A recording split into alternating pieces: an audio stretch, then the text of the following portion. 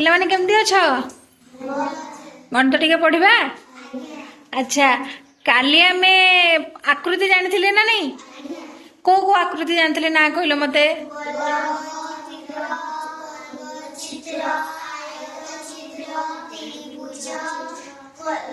ଆଉ ଗୋଟେ ଟୋପି ଭଳିଆ ଶିଖିଥିଲେ, କଣ ସେଇଟା?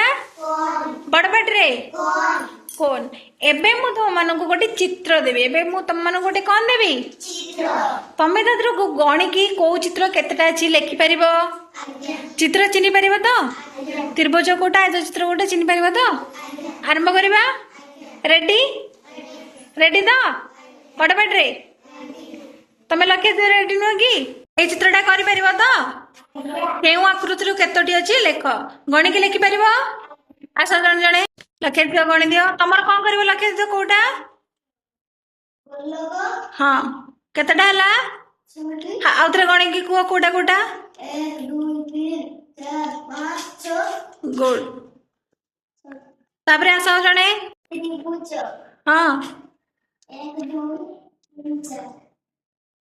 Very good. ତାପରେ ଆସ ଆଉ ଜଣେ କିଏ? ହଁ,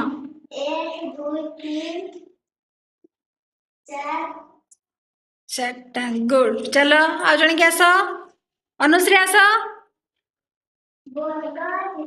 ହଁ, ଦେଖ। 4। ଗୁଡ୍। ଦେଖିବାକୁ କଣ କଣ କୁହ ଫଟାଫଟ।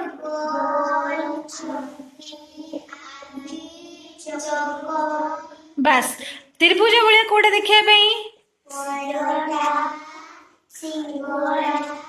ଆଉ ଗୋଟେ କଣ କହିଥିଲ? ଆଉ ଗୋଟେ କଣ ଲଖେଇ ଦେଇଥିବ କହୁଥିଲ? ହଁ, କେକ୍ ଯେତେବେଳେ କାଟନ୍ତି ସେଟା ତ୍ରିଭୁଜ ଭଳିଆ ପିସ୍ ଟା ବାହାରେ ନା ନାଇଁ?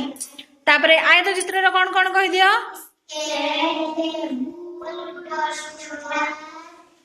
ତାପରେ ହଁ, ଭେରି ଗୁଡ୍। ହଁ କି ନାଇଁ? ତାହେଲେ ତମର ଡନ୍ ତ?